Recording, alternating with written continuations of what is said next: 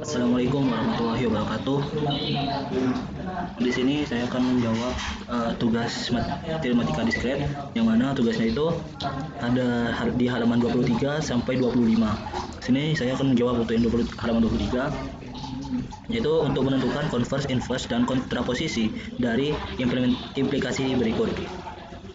Jadi untuk yang pertama itu, jika hari ini asesmen matematis, maka saya akan berusaha mengerjakan soal dengan baik.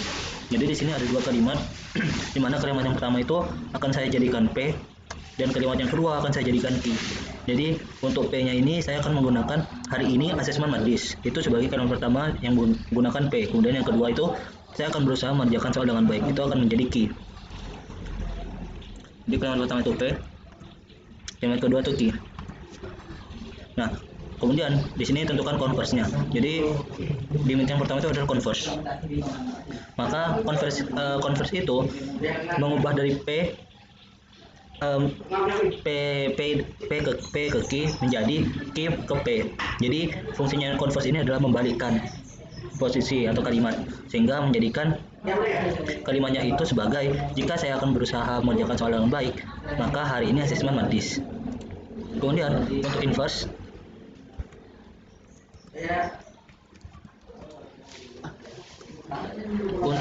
di sini fungsinya adalah mengnotkan atau membuat kalimat not atau kalimat tidaknya dari P dan Q, tanpa membaliknya, sehingga menjadikan kalimat itu sebagai, jika hari ini bukan asesmen matematis, maka saya tidak akan berusaha mengerjakan soal dengan baik.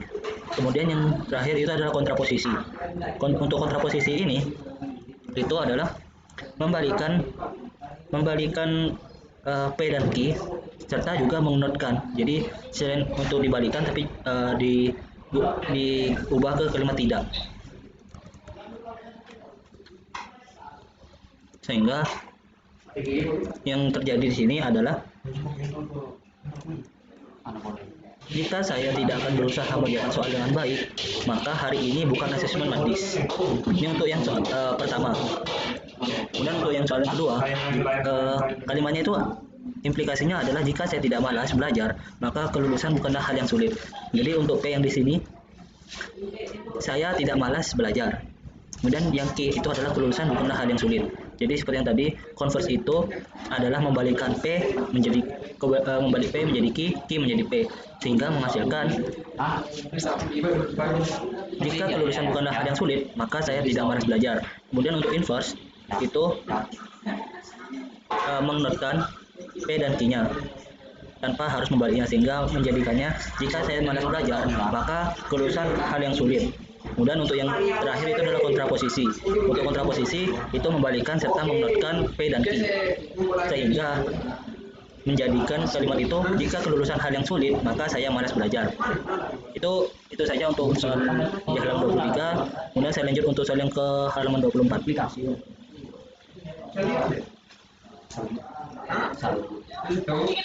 Nah, di sini di soal keempat, di soal di halaman 24 ada P, Q, dan R. Jadi di sini acuan yang sudah saya buat untuk P dan Q itu berada di di kolom I dan J dengan baris 1 sampai baris 2 sampai baris 5. Jadi jika P-nya true, Q-nya true, P true, Q false, P false, Q true, P false, Q false. Ini adalah kotak acuan dari saya. Kemudian jika yang ada tambahan R, maka PQR-nya akan menjadi seperti ini. Dan saya lanjut untuk membahas soal nomor 1. Soal nomor 1 itu adalah P.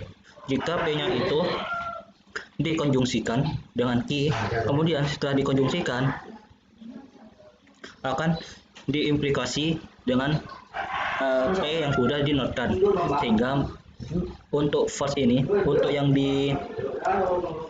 dikonjungsi itu adalah not and kan antara P dengan Q, dengan fungsinya itu adalah not and B3 dengan B3, yaitu ini dengan ini di not and kan. Kemudian setelah ini selesai, maka dilakukan implikasi dengan P yang sudah dinotkan, sehingga menjadikannya adalah true dengan fungsi or not. Jadi kalau yang tadi untuk konjungsi itu adalah not and, untuk implikasi di sini adalah or not. Jadi diperolehlah hasil seperti yang sudah tampil di sini. Kemudian untuk yang kedua itu adalah Di sini yang dilihat pertama kali itu adalah P dan Q-nya, di mana P dan Q-nya ini akan dikonjungsikan, sehingga setelah dikonjungsikan, konjungsi itu berarti kan dinonaktifkan. Maka P dan Q itu jika dikonjungsi atau diornotkan akan menjadi false dengan P-nya true, Q-nya true. Dan untuk ke bawahnya seperti ini. Setelah P dan Q selesai, maka jadikan P dan Q itu hasil yang sudah dikonjungsi, jadikan bentuk notnya, yaitu seperti ini. Nah, setelah selesai dinotkan, maka hal yang selanjutnya dilakukan adalah dikonjungsi. Disjungsi ini adalah disjungsi dari PQ yang sudah dinotkan dengan P yang sudah dinotkan. Untuk fungsinya itu adalah menggunakan OR. Jadi, yang di sini itu adalah hasil dari PQ yang sudah dikonjungsi dan dinotkan. Ini adalah hasil dari disjungsinya. Jadi menjadi seperti ini. Setelah itu, untuk soal nomor 3, ada P yang dinotkan, kemudian didisjungsi dengan Q yang dinotkan. Itu yang dilakukan untuk pertama kali. Jadi di sini P-nya itu tetap, karena di sini ada R, jadi saya akan beracuan dengan P yang ada di sini. Jadi di sini adalah kolom I baris ke-8. Jadi di sini I baris ke-8, tapi dinotkan karena sesuai dengan soal. Jadi P dan Q yang sudah dinotkan itu akan dilakukan disjungsi, sehingga diperoleh hasil seperti ini. Setelah disjungsi, kemudian yang dilakukan selanjutnya adalah dikonjungsi dengan R. R itu berada di kolom K, dari baris ke-8 sampai baris ke-15, sehingga menjadi hasil seperti ini. Kemudian untuk soal nomor 4, P yang diimplikasi dengan P yang dikonjungsi setelah Q didisjungsi oleh R. Jadi hal yang dilakukan pertama itu adalah Q-nya didisjungsi dulu dengan R. Kemudian setelah menghasilkan, kemudian dikonjungsi dengan P. Setelah dikonjungsi dengan P, maka akan diimplikasikan dengan P yang sudah di luar.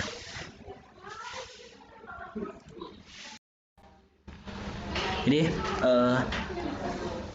yang diawali itu adalah Q dengan R. Q-nya itu disjungsi, jadi seperti ini 4. Jadi yang pertama dilakukan adalah Q dan R-nya itu didisjungsi. Jadi Q didisjungsi dengan R menggunakan rumus atau fungsi OR, sehingga menghasilkan hasil seperti ini. Setelah selesai, setelah hasil ini muncul, maka akan dikonjungsi dengan P. Setelah dikonjungsi dengan P, menghasilkan seperti ini. Nah, kemudian setelah ini selesai, hasil yang ada di kurung siku ini itu dilakukan implikasi dengan P yang ada di luar. Jadi P ini akan diimplikasi dengan hasil yang ada di sini, sehingga menghasilkan ini dengan rumusnya atau fungsinya OR not. Jadi OR not dari baris ini dengan baris ini sampai ke bawah. Kemudian untuk menjawab soal nomor 5, di sini soal nomor 5 itu P diimplikasikan. Jadi P ini diimplikasi dengan P yang diimplikasi dengan Q. Kemudian setelah P diimplikasi dengan Q, maka dilakukan konjungsi dengan R. Jadi hal yang pertama dilakukan adalah P yang diimplikasi dengan Q. Jadi P diimplikasi dengan Q menggunakan rumus OR not. Jadi setelah P dan Q ini diimplikasi menghasilkan seperti ini. Nah, setelah ini selesai, lanjut untuk menjawab antara ini dengan konjungsi R. Nah, ini jika diimplikasi dengan R, dikonjungsi dengan R, akan menghasilkan seperti ini menggunakan fungsi not N.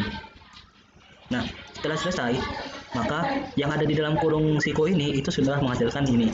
Ini adalah hasil yang di dalam kurung siku. Kemudian setelah selesai, dilakukanlah diimplikasi dengan P yang ada di luar.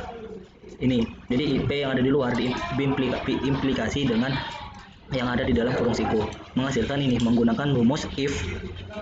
Nah, jadi implikasi ini adalah kejadian di mana P-nya ini sama dengan yang akan dilihat atau diimplikasi.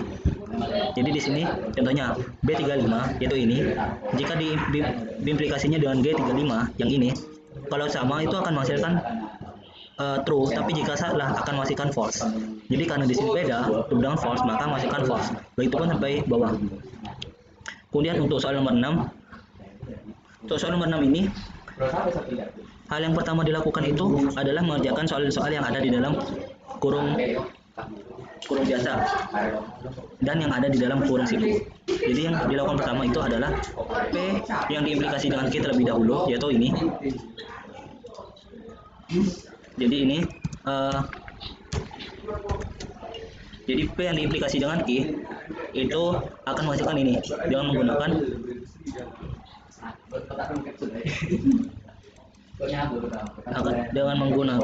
rumus or not.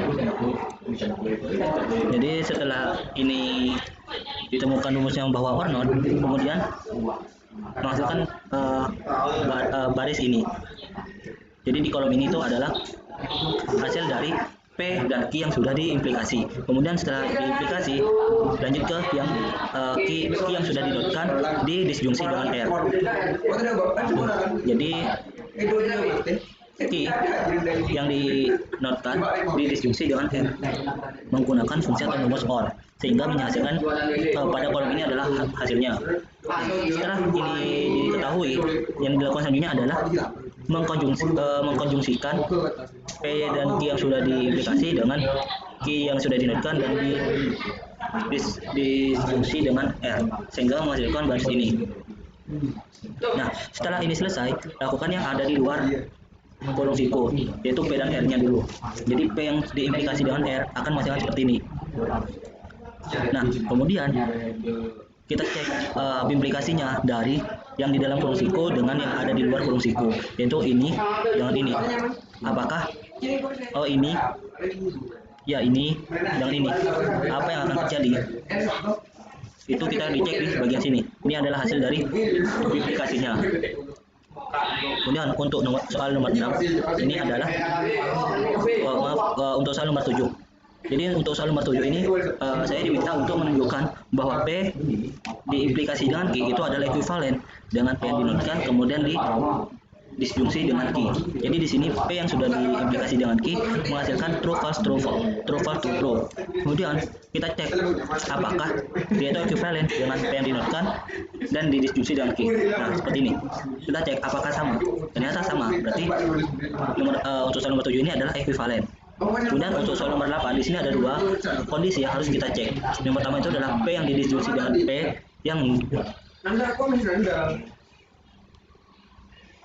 yang dikonjungsi dengan Q. Apakah ekuivalen dengan P? Jadi di sini kondisi yang pertama itu adalah P yang dilakukan pertama itu adalah P yang dikonjungsi dengan Q menghasilkan true false false false. Nah, setelah menghasilkan ini kita cek kita lakukan disjungsi dengan P menghasilkan true true false false. Nah, setelah menghasilkan ini kita coba bandingkan dengan P. Ternyata menghasilkan output yang sama, sehingga bisa dibilang rumus P yang disjungsi dengan P yang dikonjungsi dengan Q itu ekuivalen dengan ekuivalen dengan P. Kemudian untuk yang kondisi yang kedua, P jika dikonjungsi dengan P yang disjungsi dengan Q terlebih dahulu itu akan ekuivalen dengan P.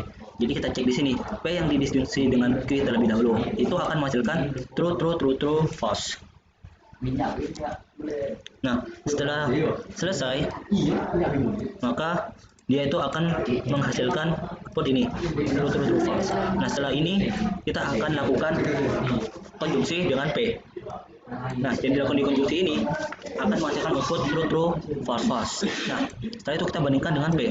Apakah sama? Ternyata sama. Jadi untuk kondisi di 8.2 ini, kondisi yang kedua itu menghasilkan bahwa P yang dikonjungsi dengan P yang didisjungsi dan dengan Q terlebih dahulu itu memang ekuivalen dengan P.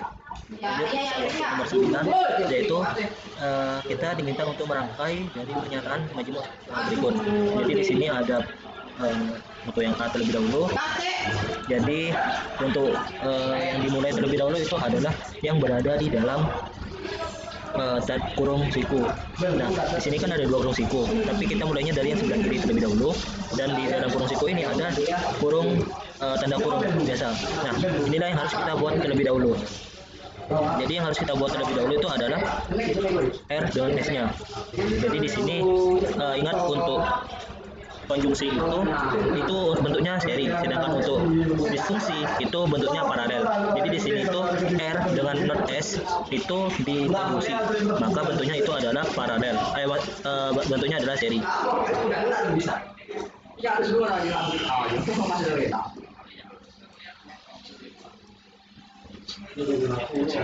Di sini itu adalah R, kemudian di sini ada LS. Nah, setelah ini selesai, maka G-nya didisfungsi dengan LS-nya. Disfungsi itu kan paralel, berarti yang dilakukan tadi adalah kita membuat paralel, yaitu dengan menggunakan garis lagi.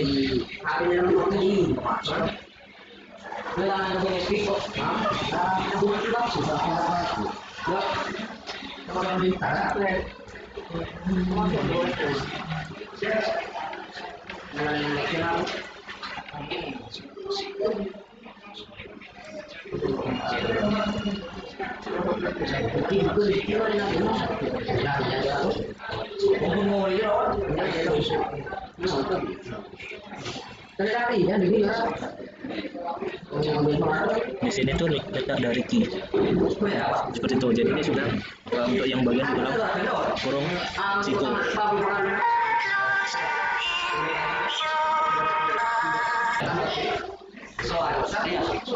Kemudian yang dibuatkan juga itu adalah membuat P-nya.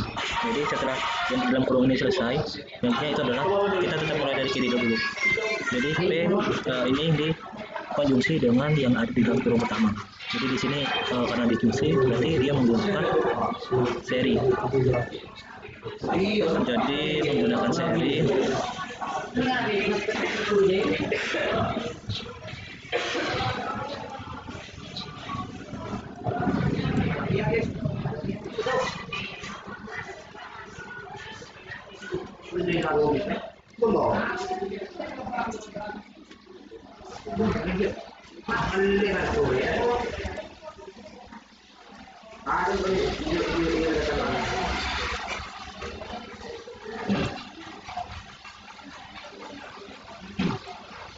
Jadi di sini letak dari P-nya.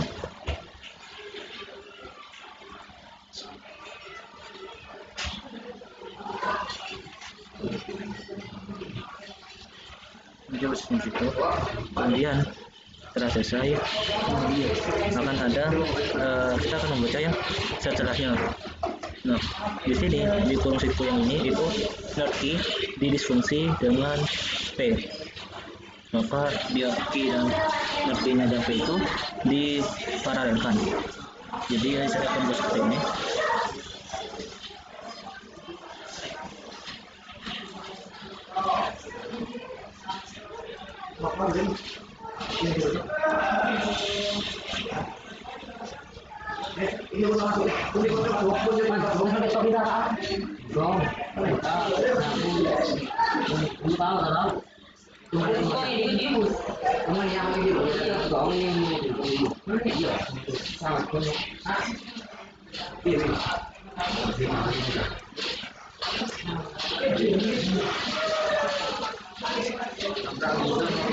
Jadi di sini tuh letak dari not key-nya, kemudian di sini tuh ada posisi dari P-nya. Nah, setelah itu di sini kedua ini rangkaiannya kan digabung dengan menggunakan paralel, karena di sini itu disfungsi, jadi ini tinggal disambung. Jadi ini disambung.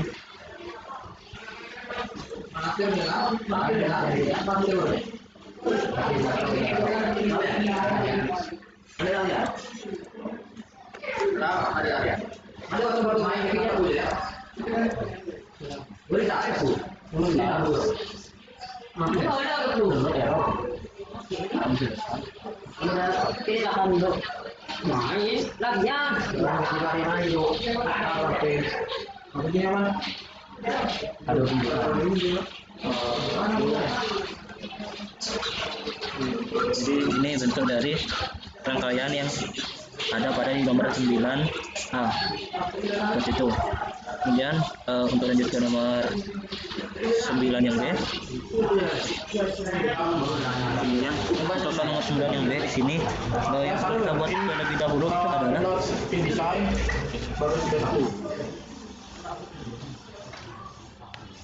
di sini ada PQ, ada RQ, ada PQ yang di konjungsi, kemudian di sini ada R yang di disfungsi dengan not P. Jadi pertama kita buat di sini adalah P dan Q-nya dulu yang di konjungsi dan menjadi seperti seri karena di situ di konjungsi.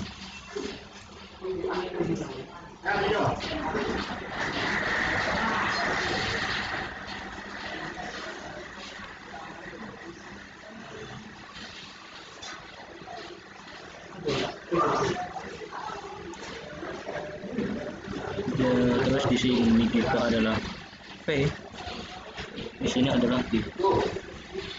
Nah, kemudian setelah itu ada R dan P dan Q yang dikonjungsi, mana itu menjadi seri. Jadi di sini itu kita akan buat seri lagi. Karena yang akan dibuat itu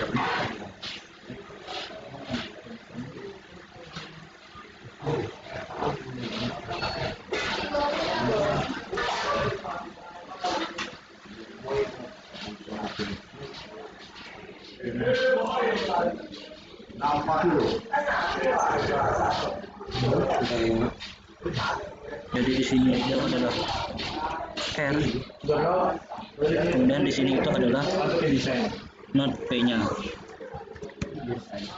Nah, kemudian mereka ini disambung dengan menggunakan paralel yang di sini itu adalah disfungsi. Kalau di itu setelahnya adalah paralel atau disjungsi. Jadi disambung menggunakan paralel.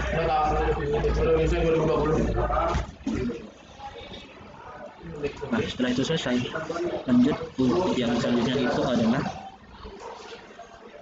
pembuatan dari yang ada di dalam kurung sini. Jadi yang ada di sini ada kurung kurawal, ada kurung tipu dan ada kurung biasa. Jadi kita mulai dari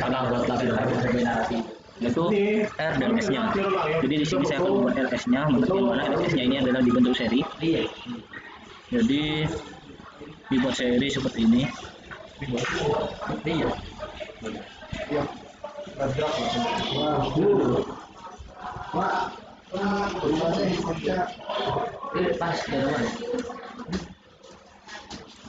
Jadi di sini itu sebagai R-nya, di sini sebagai not S-nya. Setelah itu dia diparalelkan dengan Q.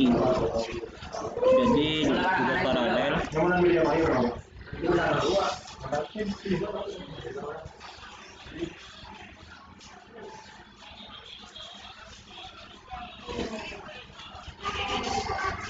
Tengah kira tu nak lemot tu. Lah, minggu pada awal kau bang, saya bilang. Iya.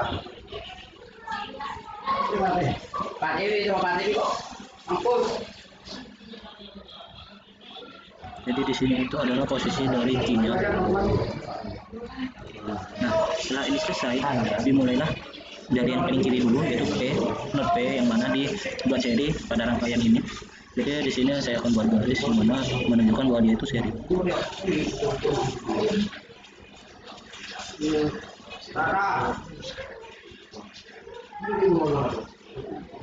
Jadi di sini itu adalah posisi P.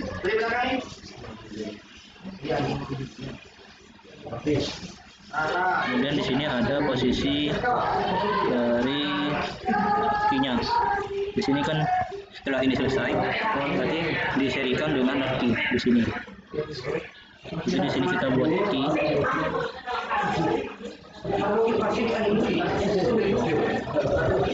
Jadi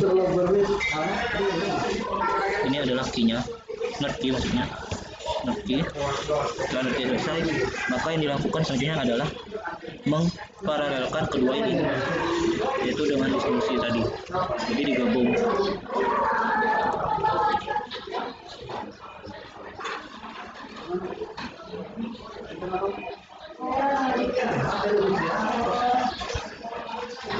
Langkah-langkahnya pikirin deh.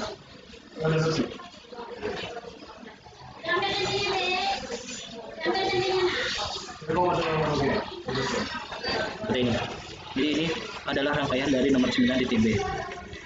9 yang B adalah seperti ini. Sekian dari saya, kurang lebihnya mohon maaf. Assalamualaikum warahmatullahi wabarakatuh.